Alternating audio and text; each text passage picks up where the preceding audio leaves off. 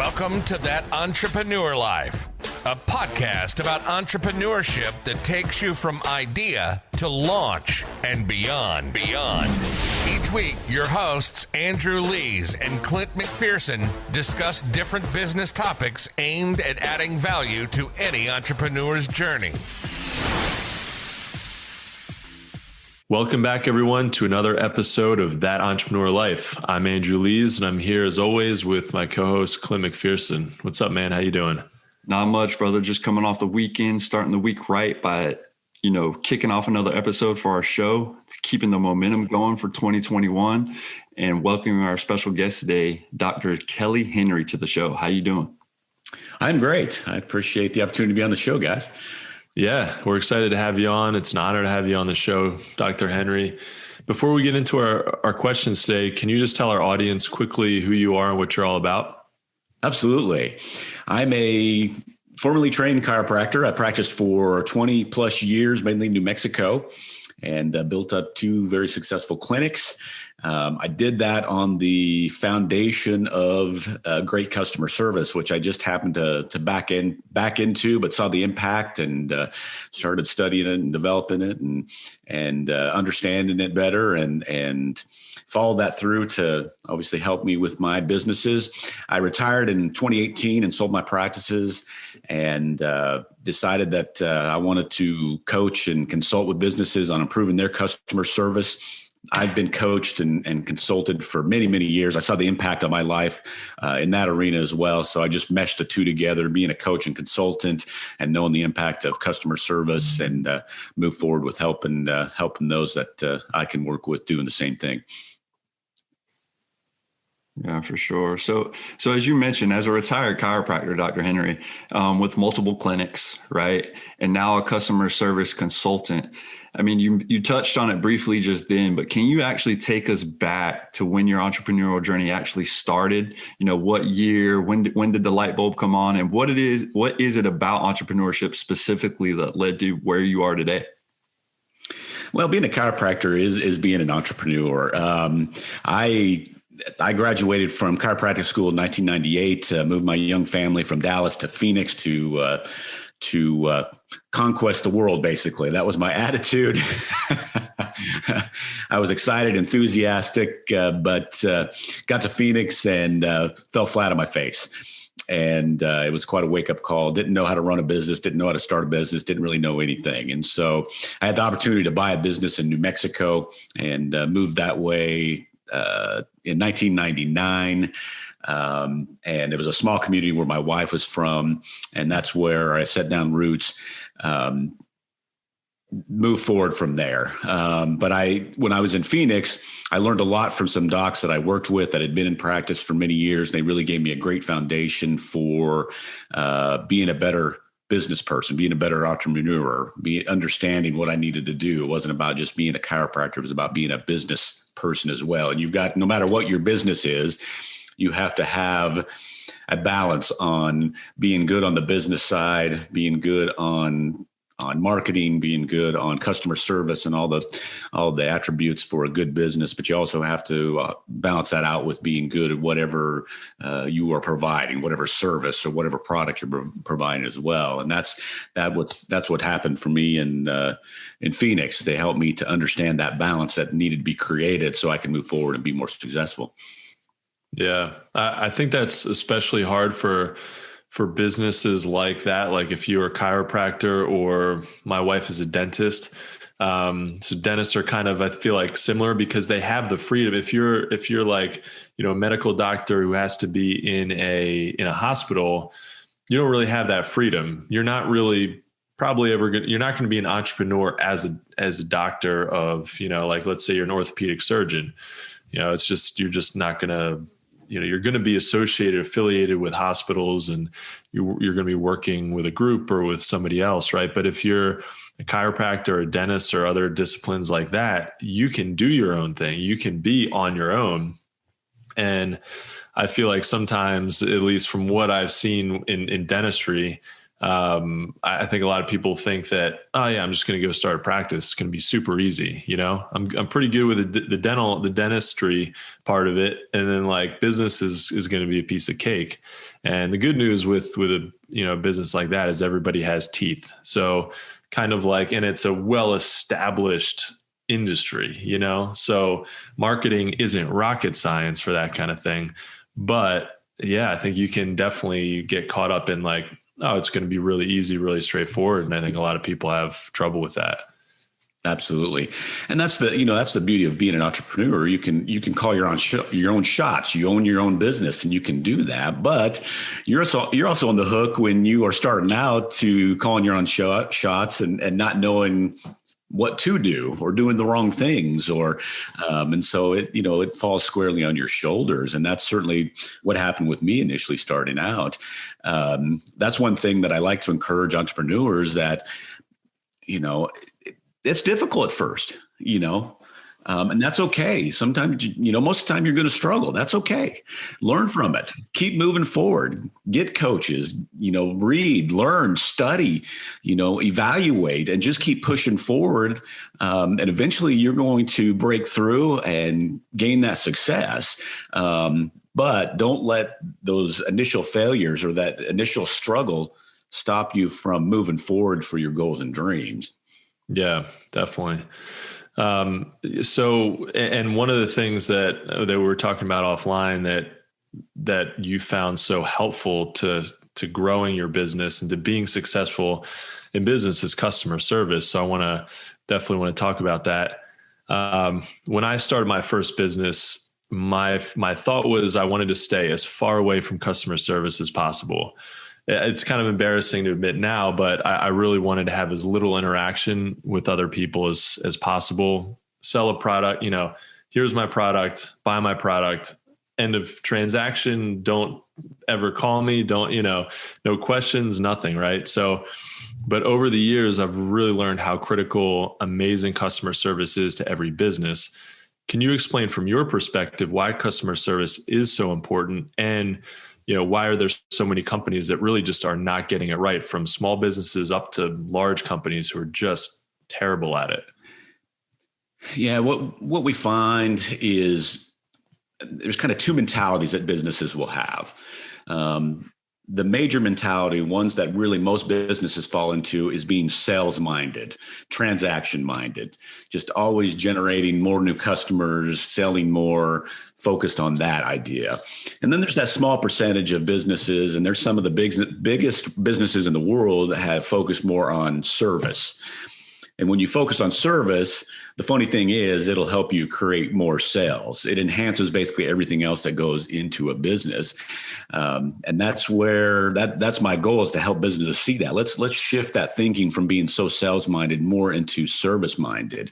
I backed into kind of champion customer service when I first started practice. In fact, when I moved to the New Mexico area and bought the practice, the area I moved into, a lot of the businesses weren't, they'd been established. It was a small community. They didn't have to practice great customer service. And I just hated the way it made me feel. So I just made a decision. Hey, I'm going to be different in my office, not because I thought it would grow my business. I just said, you know what, I'm going to make my patients feel better than I do when I'm dealing with these other businesses. But what happened was my patients responded and they started saying, hey, we love how we feel in here. And you guys do, treat us so well.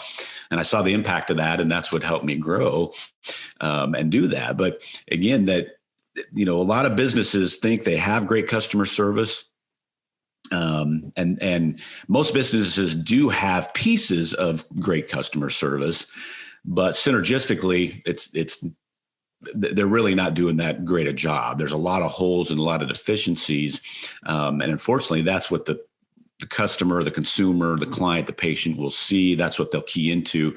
And that's what drives business and profits away. So again, it's that shift from sales mindset, sales or a transaction mindset, more to service and relationship mindset. For sure. No, I would agree 100%. I think there's so many businesses out there, and you don't realize it until you're an entrepreneur and you start your own business, that focus on, or say their focus is on, hey, great customer service.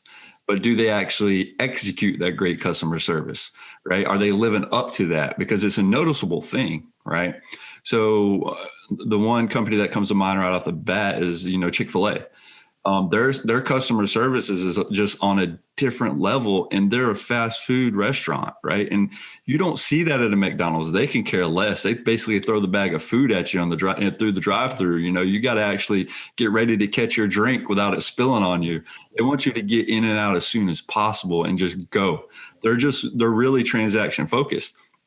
They want you to upsize so they can get that extra profit, whatever it is. They just want to get you in and out. And I just think in the fast food restaurant industry, I mean, that one just when it comes down to it, you can tell people actively want to go. You should just see the lines. I'm not sure if it's the same way where you live, but the lines around here, and they put them in the most inconvenient places. They're just wrapped around, and right on the corners. So it's really not fast food anymore for when it comes down to it. Yeah, you get your food fast if you go to the drive-thru, but it takes forever to get in and out. But I mean, it shows you though that people that drives and will help you with sales, and just it separates yourself, especially if you can live up to it, right? And that's such a great point. The Chick-fil-A, you go there at lunch, and you're gonna be 20 cars deep, in two lines, and you're gonna have to sit there and wait for a while. But people won't mind waiting. They don't mind waiting when they know that they feel valued, important, and special to a company. And that is the bottom line of great customer service. That's my definition of customer service. It is a relentless focus on making the customer feel valued, important, and special every time they're doing business with you. And like you said, so many businesses champion and will say, we focus on customer service. We're here for the customer, blah, blah, blah. But their actions will speak louder than words most of the time. Yeah. Yeah. And those companies that do it right, there's almost, it's almost like a religion. They have these cult followings, fanatics that, Chick-fil-A has a fanatical following, I think. Costco is another one. When you talk to people about Costco, you're kind of like, we're just talking about a store where you go buy some stuff, right? You're not like talking about this life-changing experience. Are you? And they're kind of like, well, it's pretty life-changing, everything about it. And and when you have that kind of word of mouth, because I did learn early on, my grandfather had a consulting business, and he told me that the best kind of marketing you can do is word of mouth. And I didn't really understand it at the time. I've definitely learned how important that is, but I think customer service is like tied hand in hand with that word of mouth. It helps fuel your marketing, that organic marketing. Exactly. And that is exactly true. In fact, customer service, exceptional customer service is called the new marketing because of the referrals that you get from it. Not only are you going to keep more customers, but like you said, those customers become somewhat, not necessarily all fanatical, but they are very loyal. You build those relationships, you create those bonds, and they become very loyal, and they would rather die than go to a different business. And this is something that I try to get across to my clients and those I'm talking to. There's two kinds of loyalty for a business. You mentioned McDonald's just a moment ago. McDonald's has a huge following, and there's loyalty to it not because of great customer service, just because, I'm tired. I don't want to go home and make dinner. It's right around the corner. I can go get my food quickly. I'm going to be treated like crud, but I'm still can get my food. And that's the loyalty of convenience. There's no fanaticism to that. That's not what we want. We want loyalty. You also want loyalty of convenience, but you want that loyalty of relationship and value that you create for your customers. And that is the huge key component to great customer service, creating that loyalty not because of necessarily how the customer feels about the business. You're creating that loyalty because how you make the customer feel about themselves, valued, important, special, like a rock star. Sure. 100% agreed. And so, Dr. Henry, while it makes logical sense that customer service is important, right? I think it's tough for most business owners to understand how it can really move the needle for them in a significant way, which you kind of just touched on, right? The referral base, it just creates that extra, thing that there was missing probably before, right? And so how are you able to help business owners not just save their business, but also use customer service to add significant revenue to their bottom line? Well, depending on the business, the initial thing that we want to do is we do an audit and we get an idea of where they are currently. Again, every business thinks they have great customer service, and then we dig in a little deeper, and that's not exactly the case. And so we need to clear that up. One thing that I always teach is you can't let customer service be a shiny new object or just the thought for the week or the month. It's got to be a foundation. It's got to be a principle that you really want to, place your business upon. Because if it's not consistent, if it's not a foundation, again, it's just going to be thrown by the wayside, and it just won't be as effective. Another huge area where we have to be careful with our businesses is how the employees, how the staff, how those that work for you are treated. You cannot treat the employees bad and think they're going to turn around and treat the customers good. So that is a huge piece of the puzzle. And that's something that I hate to admit it, it's a little embarrassing for few years in my office. I did not treat my employees like I should have. And one of my coaches called me on that. And so that can be a big hurdle that businesses need to refocus on. Give the employees the wow experience so they can turn around and give the customers the wow experience. And that can make a huge difference. Another thing to think about is, customer service is not that hard to do. It seems like it may be difficult. It seems like it may be troublesome or too expensive or too much of a burden to take on. And that's what I get across to my clients and those who I work with. Let's not make this hard. Let's get some simple principles, some simple rules, some simple ideas, and some simple actions and put them into play. And then let's maximize the results because of that. So let's not make this hard. Let's just take these simple strategies, do them consistently, and then reap the rewards because of that. Yeah. Yeah. And the best reviews that I get for one of my businesses, it's a product-based business, and the best reviews are the ones that, I love the ones that say, hey, you've got a great product. This works amazing. It's awesome. We love the way that it looks and functions. I love that too. But when they say, and we talked with, we messaged with the owners and they were super helpful, it's like, that's awesome, because they feel that and they see that and they appreciate it. And just a little, like a quick, we sell on Etsy, and we'll get a message and, just get back to it as soon as we can. And something we think is so obvious or so easy is super helpful for them, and it goes a long way. It turns, most times it turns into one customer. And then a lot of times, if we're, since we're really focused on helping them, it turns into a good review, like a great review. And then that, those two things combined kind of turn into referrals usually. And that's hard to track, but we're just kind of assuming that's happening, Absolutely. And the key thought is, like you mentioned, it's, you're not helping that customer initially because you're trying to stimulate a referral and make more money because of it. You're helping that customer because you honestly want to serve them and help them have a great experience, and leave them in a positive mind frame or have a positive feeling about your business. And then whatever happens from there, is up to them. But again, at least your focus is on serving that customer first. Exactly. And if you think about it transactionally, it feels instantly like a waste of time to message, somebody to take a few minutes, and you're thinking, all right, how much am I really, you kind of start doing the math. Like, they're interested in this product.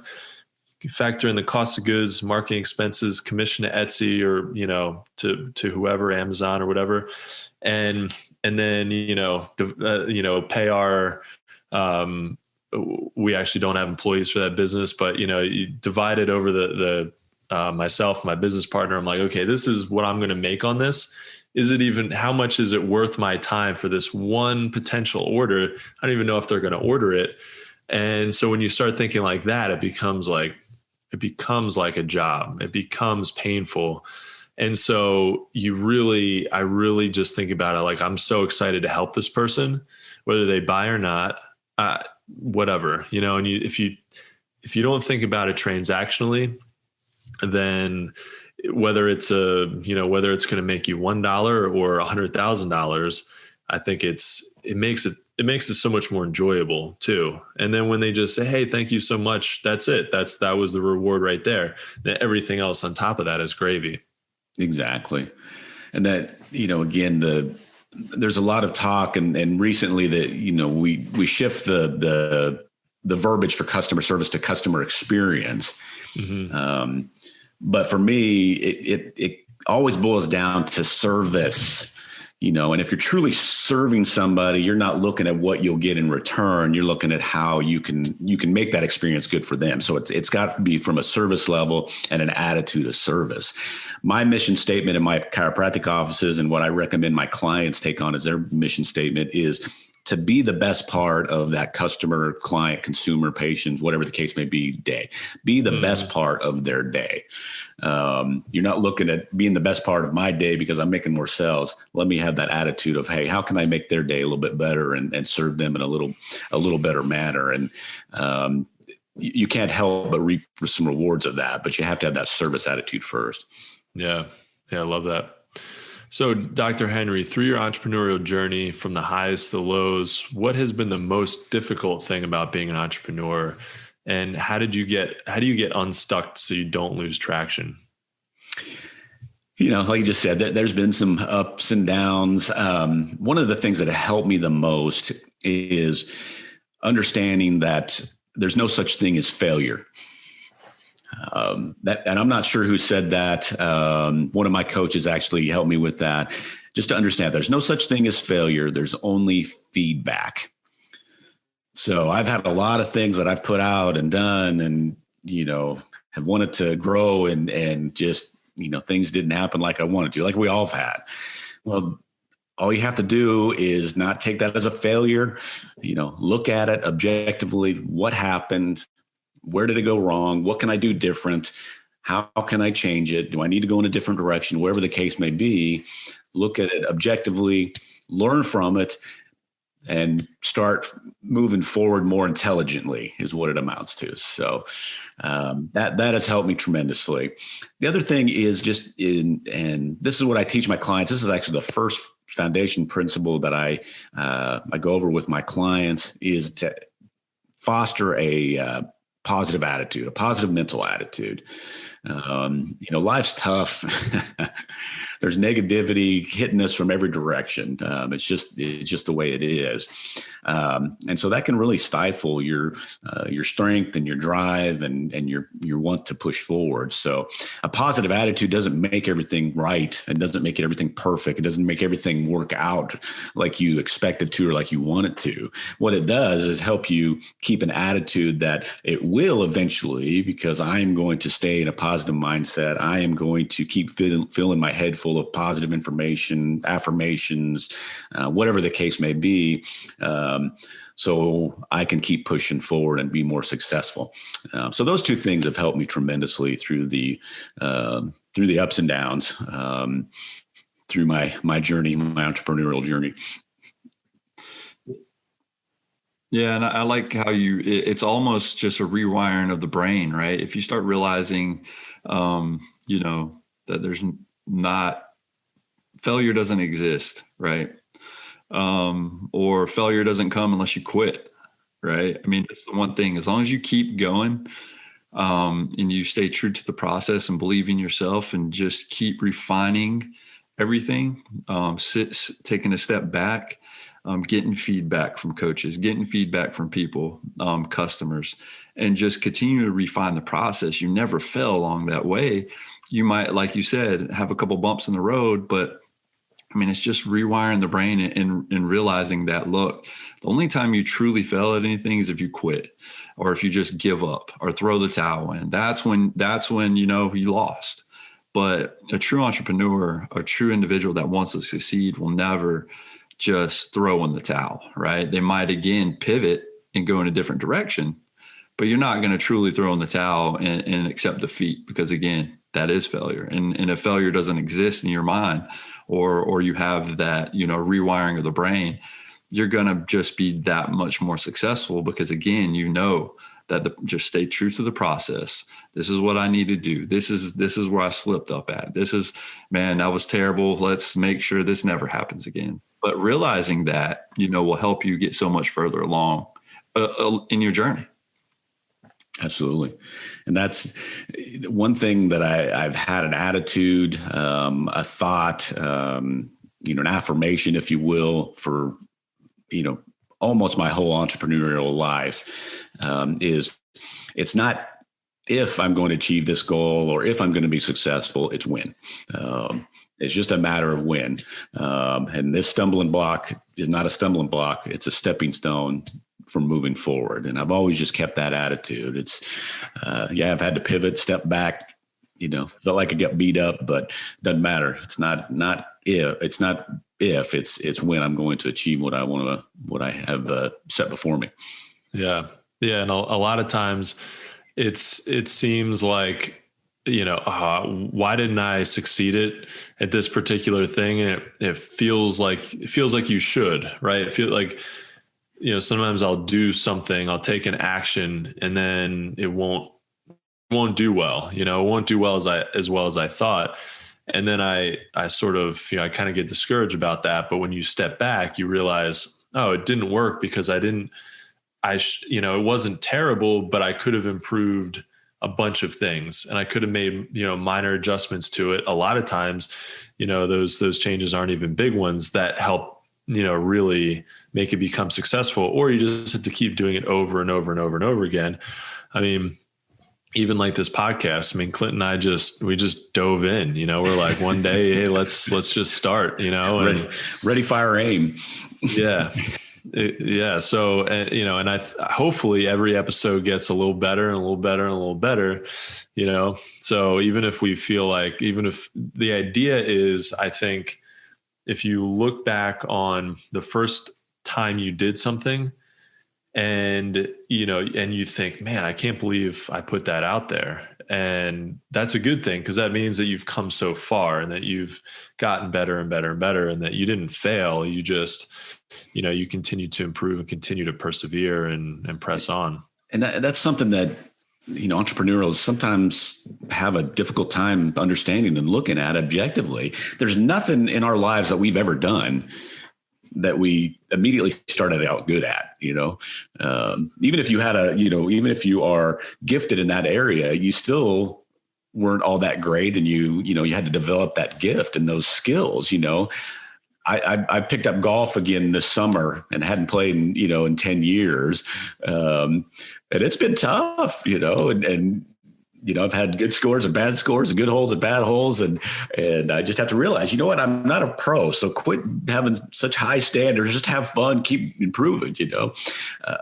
But, you know, like you were saying, entrepreneurs, if they'll just look at what's going on, the main thing is just start, you know, get after it, get going. The time is never going to be right. Don't wait for the perfect moment. Just start taking action, and then realize it's going to be kind of cruddy at the beginning, you know, but that's okay. If you can step back and look at it and just keep refining and improving, that is going to help you gain, you know, get you to your goal and gain the success you want. But you just got to start and just understand it's going to be a little rough beginning. And embrace the journey, right? Exactly. So, Dr. Henry, as we wrap up this episode, I think this is a perfect time for you to plug the book that's dropping today. And then this is a second part to this, though. If you could also leave our listeners with one piece of advice, what would it be? So we'll start with your book first. All righty. My book is entitled Define and Deliver Exceptional Customer Service. And like I explained earlier on, I'm all about simplicity. So this book is just full of simple principles, ideas, rules, and actions that a business, an entrepreneur can take, implement almost immediately. But if they'll do it consistently, it's going to make a difference in their business, because it's going to make a difference in how they're making their customers feel, which is going to help them reap the rewards of better customer service. And so that's the philosophy behind the book. That's what I did in my practice in my office. That's what I teach my clients now. So you can get that anywhere you can buy books, Amazon, Kindle, audiobooks, all those platforms. So pick up a copy. I think you'll love it and be able to grab some nuggets of some golden nuggets out of it. So one piece of advice, and I think I've given my most important piece of advice. Yeah. Just you can reiterate it if you want. Okay. Again, it's just having that idea of start out, just take action. And then just realize there's no such thing as failure. Yeah, it's going to be a little cruddy to start off with and a little difficult. And it doesn't, you're not as good as you want to be initially. But that's not failure. That's just normal life. When you started walking when you were 1 year old, you fell a lot. But your parents didn't keep you from walking because they said, they'll never be good at it. No, they let you continue to work at it. So that's what you need to have, that mentality. Just keep working at it and you'll get better and better and better and more successful and more successful. But just keep moving forward. Don't look at failure as failure. Look at it as feedback. And you're going to reach your goals. Yeah, I think looking at it, failure as feedback is a great piece of advice. It's so simple, but it's not intuitive. And so if you really can look at, and it's hard for a lot of us, I think. It's difficult for me sometimes, definitely to get feedback and always be excited about it, because it's not. Sometimes it feels like a kick in the teeth, like. What do you mean you don't like this thing that I just spent the last 2 months developing or, working on? Like so much, you don't even know how much hard work went into this. And you took a 2-minute look at it and then, crushed it. But you've got to have it. I mean, you've really got to have it from somewhere. You've got to have that honest feedback, and you've got to find a way, especially I think as an entrepreneur, to learn from that and move on. So I really love that. Failure is just feedback mentality. And the more you can keep that, the better you are. Pride and ego get in our ways a lot of time, unfortunately, especially as males, and I am guilty of that as anybody that, I don't want to listen to any negative feedback or any, anything that goes against what I think is right. But you got to put that aside, that pride factor and that ego sometimes. And it hurts and it stings sometimes. But again, if you can focus on, okay, let me look at that objectively. Let me refine. Let me see where they're coming from. Let me look at how I could do things differently. You're going to be better off for it. Yeah. Well, right there, you heard it here, guys. Check yourself at the door. So I think that's a wrap for this episode. But from the both of us, Dr. Henry, we want to thank you for taking the time out of your day, man, to join us and adding value to what we're doing on our podcast. So thank you, guys. I really appreciate the opportunity. Yeah, it's really been a pleasure to have you on the show, Dr. Henry. Thank you all so much for listening to That Entrepreneur Life. To learn more about what Dr. Henry is working on, check out drkellyhenry.com and definitely check out his book as well. We'll put that in the notes. If you like what you heard today, please subscribe to our podcast and don't forget to download our free ebook at thatentrepreneurlife.com. Also, if you're interested in having us do some mini masterclass episodes this year, please contact us through our website. Thanks for continuing to support what we do as entrepreneurs, and don't forget to join us next week for another episode of That Entrepreneur Life. Thanks for listening to That Entrepreneur Life podcast. Be sure to visit thatentrepreneurlife.com to join the conversation, access our show notes, and discover our fantastic bonus content. Don't forget to join us next week for another episode as we continue to add value. Until next time.